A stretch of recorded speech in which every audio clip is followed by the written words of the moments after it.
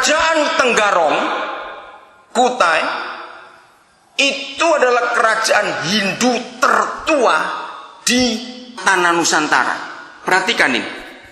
Kerajaan Hindu tertua di Nusantara itu di Tenggarong, di tanah saudara ini.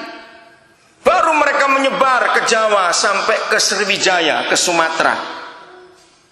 Bayangkan, Hindu ada di mulut Sungai Mahakam. Buddha sudah masuk lewat para pedagang Tionghoa. Maka itu sampai hari ini kita melihat di pedalaman Kalimantan, Kalimantan Timur khususnya, peninggalan-peninggalan porselen Cina luar biasa. Mengapa orang-orang Dayak tidak beragama Hindu dan tidak beragama Buddha, tapi memilih Injil adalah kepercayaannya? Ini rahasia luar biasa. Tolong para mahasiswa teologi cari sejarah ini, kan menarik sekali kalau kalian pelajari.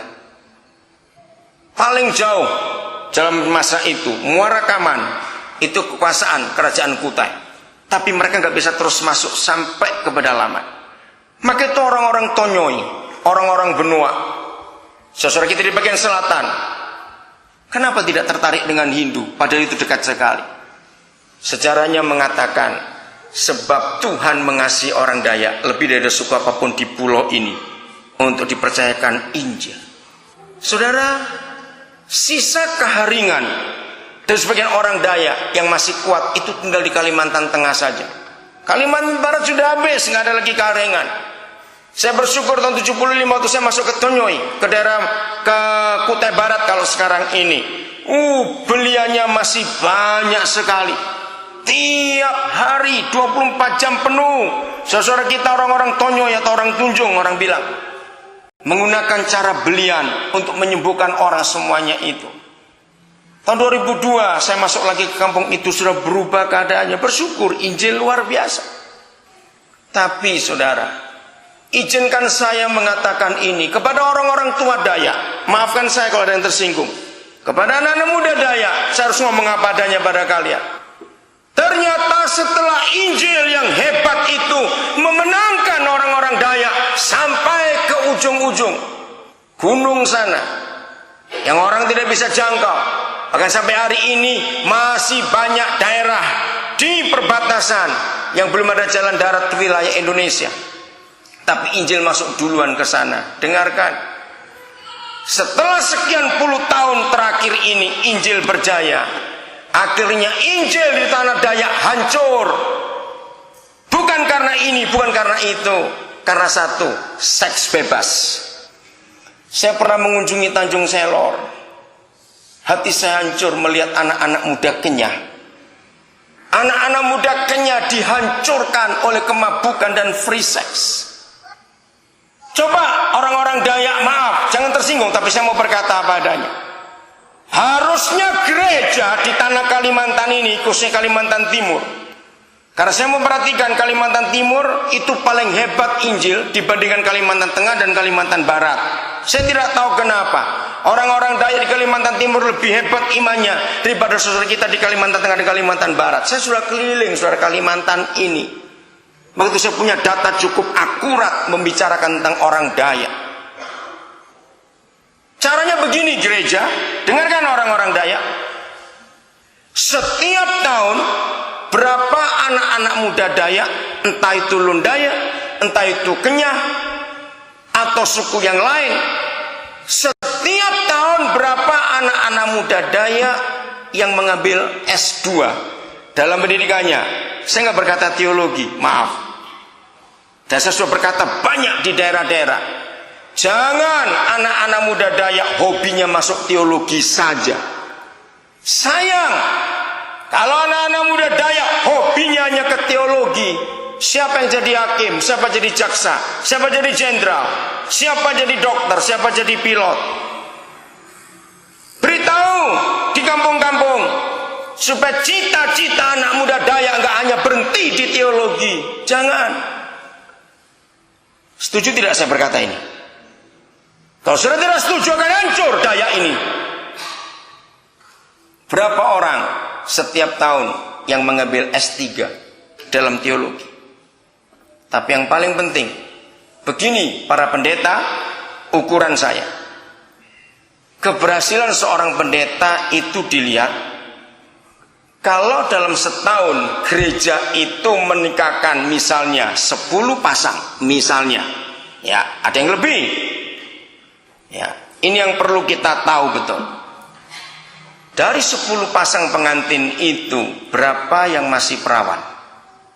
Maaf, gereja harus berani menyatakan ini. Sebab ini hukum yang pertama. Lagi sekali, Kejadian 1:28 kita harus tahu. Kalau sampai 10 pernikahan 5 sudah tidak perawan, maka kita harus mulai berkata, aku gagal sebagai gembala. Saudara, musuh sudah tahu cara menghancurkan Dayak dengan free sex. Catat ini baik-baik. Akhirnya pernikahan kacau balau di tanah Kristen ini. Saya stop dulu bagian ini. Nanti saya akan kembali pada akhirnya. Felix, kamu orang Minasa, dan tidak kebetulan Tuhan bawa kamu ke sini. Tapi berdoa supaya kamu jadi rasul hebat untuk orang Dayak yang sudah hancur sekarang ini. Jangan marah anak-anak muda. Berapa persen yang keluar dari pedalaman ke kota, entah ke Tarakan, entah Samarinda, Ujung Pandang, ke Jawa, yang pulang berhasil sebagai sarjana? Berapa persen? Itu perlu dihitung. Menyedihkan keadaan. Saya stop dulu bagian ini. Saya bicara soal pernikahan. Mengapa keluarga itu penting? Ketika gereja tidak lagi berani mengkhotbahkan kekudusan dengan tegas, ketika gereja kompromi dengan dosa perzinahan, maka hancurlah Injil di negeri itu. Saudara pernah tahu tidak? Dengarkan ini ya. Alkitab kita adalah satu-satunya buku di dunia ini sejak ditemukannya mesin cetak yang pertama, itu awal abad yang ke-16, sampai hari ini diperkirakan di dunia ini ada 5 juta kurang lebih judul buku. Bukan 5 juta buku, 5 juta judul buku kira-kira. Bayangkan saudara, dari kurang lebih 5 juta judul buku itu, hanya satu buku yang namanya Alkitab, yang di dalamnya ada tulisan, aku benci perceraian. Luar biasa ini. Tidak ada Tuhan lain di dunia ini yang pernah berfirman seperti Yahweh Tuhan kita, aku benci perceraian. Bagi yang belum tahu, catat Malayaki 2 ayat 16. Mengapa Tuhan kita berfirman aku benci perceraian? Tolong yang nggak bawa Alkitab, catat ayat-ayatnya, ini penting saudara pelajari. Apabila tanah Dayak tidak kembali kepada Alkitab, akan hancur tanah ini. Saya bertemu dengan banyak pemimpin. Percuma kalian berjuang untuk mewujudkan Kalimantan Utara provinsi baru. 80%. Mengapa orang-orang Dayak berusaha supaya pemerintah menyetujui usul mereka supaya ada provinsi Kalimantan Utara? 80% karena orang Dayak tidak pernah punya kesempatan. Kalau provinsi cuma satu, Kalimantan Timur saja, saya setuju kalau hal itu. Tapi saya berkata kepada para pemimpin, khususnya banyak orang-orang Lunda yang saya bicara, kalau provinsi itu jadi, lalu model kita orang-orang Dayak sendiri masih begini, tidak kuat dan konsisten dalam Alkitab, percuma provinsi itu dibentuk. Nanti lahir koruptor-koruptor baru lagi. Saudara, maka itu harus kembali kepada Alkitab. Tidak bisa tidak. Bongkar kembali sejarah Injil.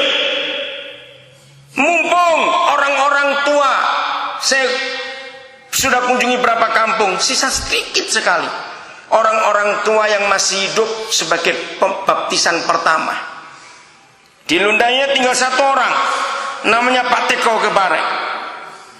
9 anak, 7 jadi pendeta semua. Saya kagum pada orang tua itu. Di Apokayan Data Dian, cukup lama saya nggak kesana lagi, pernah mendata. Berapa orang baptisan pertama yang masih hidup? Kenapa?